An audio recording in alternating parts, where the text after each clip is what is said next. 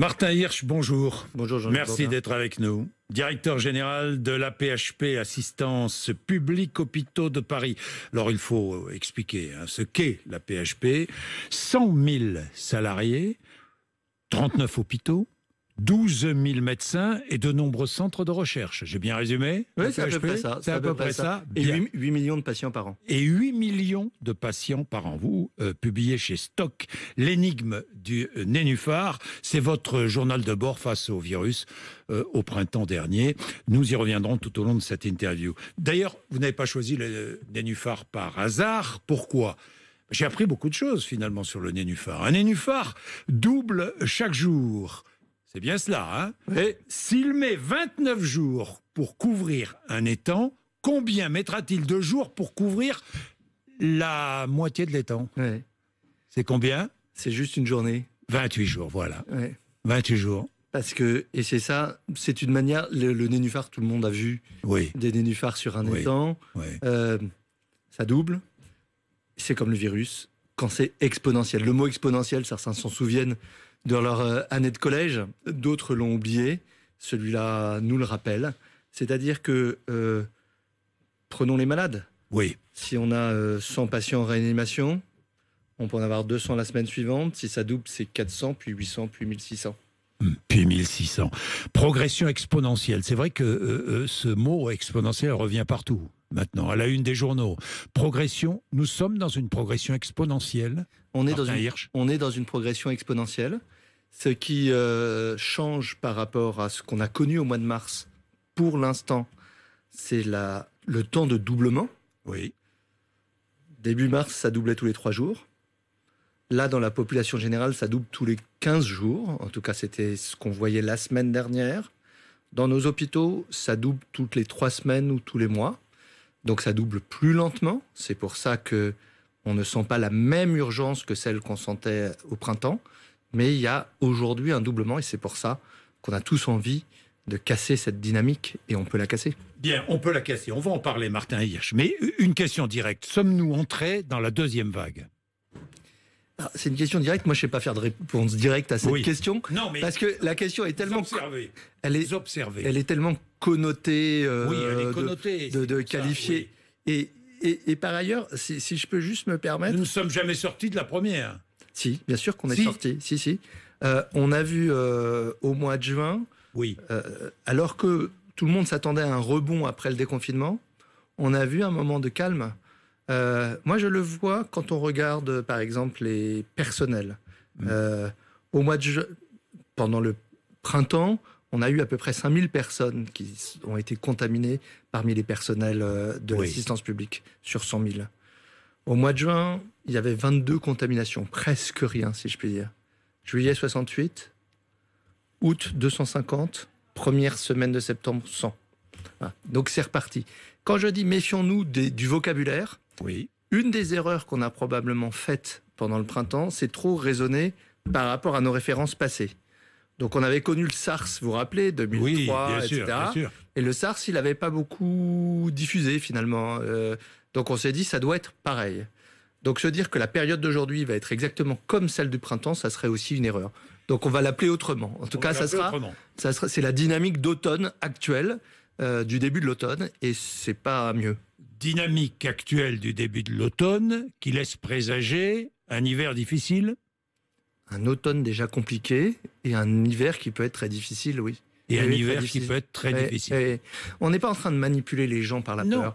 Moi, je vais vous poser cette question parce que l'aspect psychologique des choses est très important, vous le savez, dans la lutte contre un virus, plus que jamais. Et les Français ont peut-être changé dans leur comportement. Mais je voudrais développer sur l'hiver difficile. On a tous envie de pouvoir dire des choses rassurantes. On aurait envie, nous aussi. On a des tas de choses à faire dans les hôpitaux.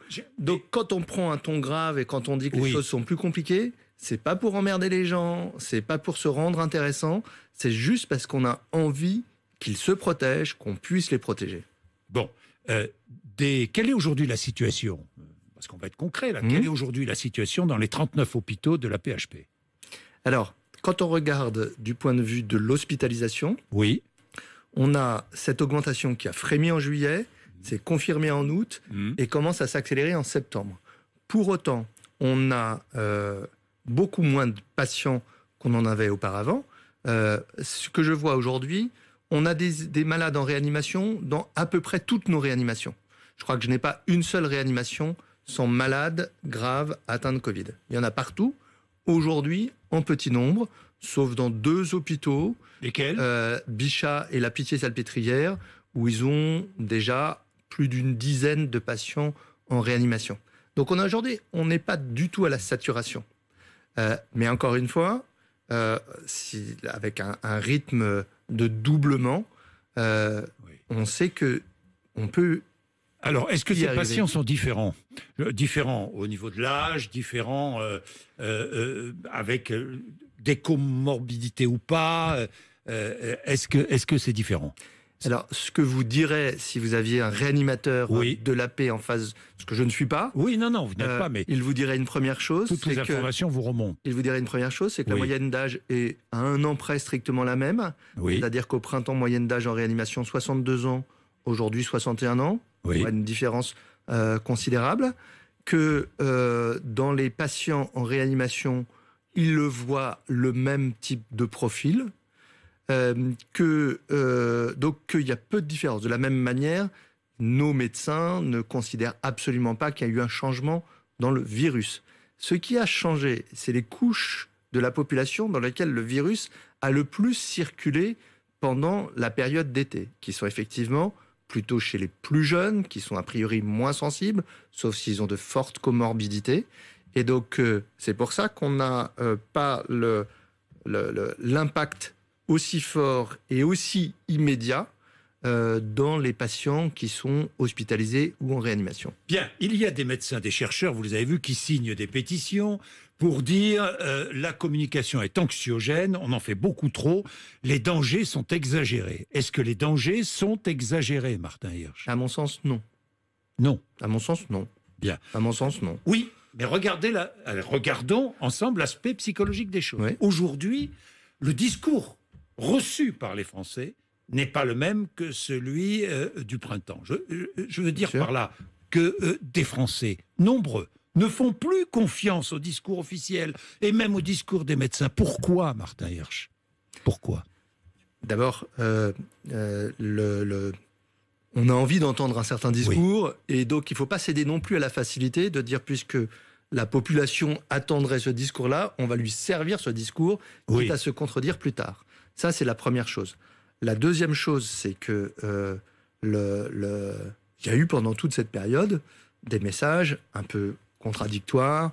On rappelle sur les masques, etc., qui font qu'on se dit on va prendre plutôt la partie la plus favorable du discours. Et puis, on a envie que le discours soit cohérent avec la réalité qu'on a envie de ressentir. Donc il y a tous ces phénomènes-là. Je pense qu'il n'y a qu'une seule solution face à ça, c'est de continuer à dire la vérité. C'est comme devant le prétoire. Rien que la vérité, toute la vérité, et je le jure. Oui, et donc dans toute la vérité, il y a aussi les vérités qu'on ne connaît pas sur des choses qui sont hypothétiques. Oui, donc mais vous avez vu quand je vous réponds, d'abord, je vous réponds, non. Voilà ce que diraient les médecins, parce que je ne vais pas passer pour un médecin. Oui, bien sûr. 2, je vous dis exactement quelles sont les données aujourd'hui. Je ne vous dis pas précisément comment je les vois dans 15 jours ou dans 3 semaines. Je suis pas Madame Irma. Mais par ailleurs, Martin, je vous dis ce qui nous paraît le plus probable. Martin Hirsch, quand nous lisons et nous entendons cette maladie n'est pas plus grave que beaucoup d'autres, quand l'exemple suédois est brandi comme un étendard, la Suède vit normalement avec le même virus. Et que répondez-vous à cela ? Vous savez que ça entre dans l'esprit de nos concitoyens. Je réponds une chose très simple. Oui. Il faut aussi que nos concitoyens aient la même cohérence que celle qui demande aux responsables publics. C'est-à-dire, s'ils disent nous, je vais raisonner par l'absurde. Est-ce qu'ils demandent qu'il y ait un référendum disant voilà le nombre de morts que nous souhaitons, nous 30 000, 50 000, 100 000, voilà ce qu'on considère comme supportable.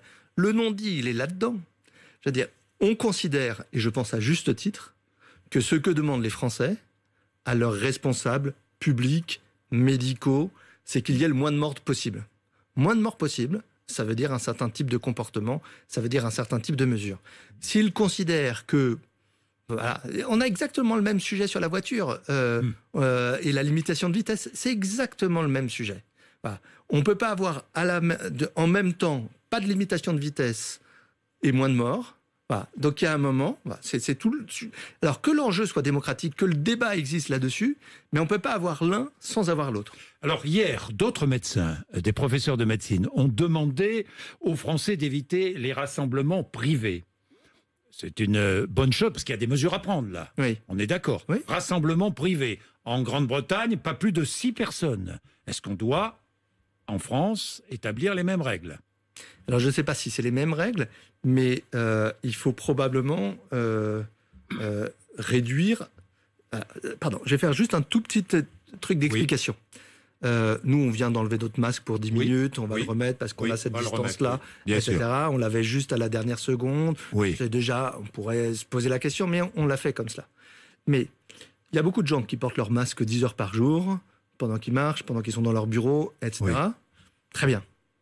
Mais s'ils passent ensuite 1h20 agglutinés en grappe dans un bar en très grande proximité, ça, ils vont perdre tout le gain de leur journée en 1 heure. Ce qu'on observe aujourd'hui, nous on le voit en faisant effectivement nos enquêtes sur quelles sont les circonstances de contamination. Regardez ce qui se passe dans beaucoup de facs aujourd'hui. Ils sont dans les étudiants sont dans l'amphithéâtre, masqués, probablement qu'une place de différence. Et puis ensuite, s'il y a rendez-vous tous au bar pour les 2 heures, ils perdront tout ce qu'ils ont gagné pendant la journée. Donc, il y a probablement à agir là-dessus, si on veut, encore une fois, comme on le disait tout à l'heure, faire en sorte qu'on ne se retrouve pas avec les hôpitaux surchargés et trop de morts. D'ailleurs, le président de la région Provence-Alpes-Côte d'Azur demande l'interdiction des fêtes de mariage. Exactement. Et la fermeture des plages. Et la fermeture des plages. Et la fermeture des prise plages. de conscience, voilà. Est-ce qu'à Marseille, à Bordeaux, il y aura des mesures annoncées aujourd'hui? En Guadeloupe, on doit, par exemple, fermer les bars à 22h. Est-ce qu'on doit éviter, je ne sais pas, moi, des mesures un peu coercitives? Et le gouvernement, on a la sensation que le gouvernement hésite parce qu'il y a des impératifs économiques, Martin Hirsch. Hésite et ne dit pas franchement quelle est sa politique aujourd'hui. Alors, n'y a-t-il pas un flou? Le Premier ministre, vous vous rappelez, ses 3 premières minutes, a expliqué que la situation était grave. Oui. Deuxième temps du raisonnement, on a compris que des mesures nationales homogènes pouvaient pas être moins acceptées ou éventuellement moins adaptées. Et donc, il faut s'attendre, région par région, peut-être métropole par métropole, à des mesures qui soient adaptées. Alors, pourquoi est-ce que c'est pas absurde comme stratégie? Et pourquoi vous le traitez comme flou, mais peut-être on peut le traiter comme du sur-mesure? Très bien. Il n'y a pas de plage à Paris. Paris-Plage est fermée. Ouais. Voilà. Donc, Muselier, hier, il dit, moi, c'est sur les plages qu'il faut fermer, parce que ça doit pouvoir être documenté. C'est plutôt le soir sur les plages. À Paris, ça sera peut-être plutôt les bars. Quand on regarde les transports, l'utilisation des transports en commun ou le surnom, c'est peut-être pas la même chose ici qu'ailleurs. Donc, plutôt que de dire un jour un Premier ministre qui fait le catalogue en disant « j'annonce le métro, ce qui fait une belle jambe aux métropoles dans lesquelles il n'y a pas de métro », ou « j'annonce les bars, ce qui fait, ou les plages, ce qui fait, etc. », on va s'apprêter à avoir effectivement régulièrement des mesures territoire par territoire. Et tout à l'heure, avant l'émission, vous me demandiez l'Allemagne, et vous me disiez, l'Allemagne, elle fait des choses qui sont plus géolocalisées. Donc on va faire plus de la géolocalisation, comme on fait dans notre vie quotidienne. Parlons du dépistage. Est-ce qu'il ne faut pas rendre le dépistage obligatoire pour les populations à risque? Les personnes qui travaillent dans les EHPAD, mais surtout le personnel de santé, les enseignants? Alors, sur le dépistage, oui. Le dépistage est un élément majeur. On a réussi quantitativement à monter. Visiblement, les Français sont courageux. Ils acceptent de se faire gratter le nez quand il le faut, puisqu'il y en a 1 million par semaine. Ou hypochondriaque.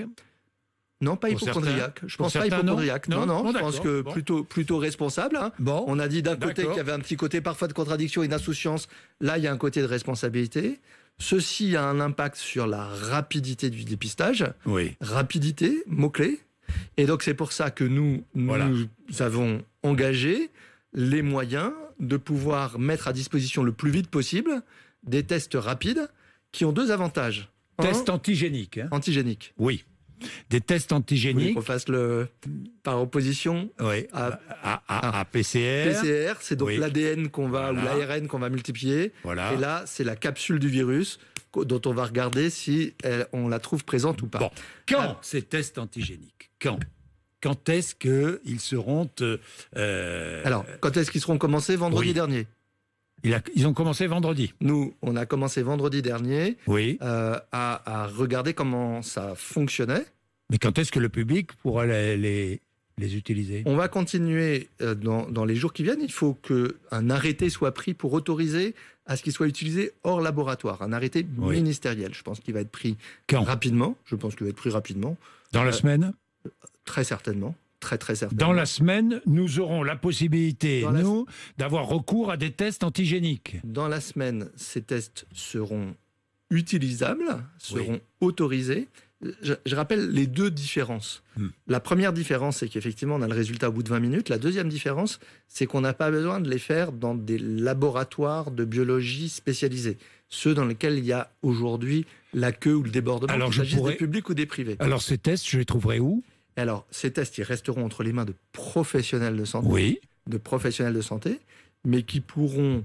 Un médecin généraliste, par exemple, pourra Bon. pratiquer ces tests. Ça sera probablement des équipes qui feront en sorte que, par exemple, dans toutes ce qu'on appelle les barnums ou les Oui. aéroports, Oui. on pourra plutôt proposer ces tests rapides que de proposer Et on a la le résultat PCR. en combien de temps? Et on aura le résultat en une demi-heure. Alors, s'il y a 25 personnes qui sont en même Oui, temps, ça bien peut être sûr. une demi-heure, puis 35 minutes, puis 40 minutes, etc.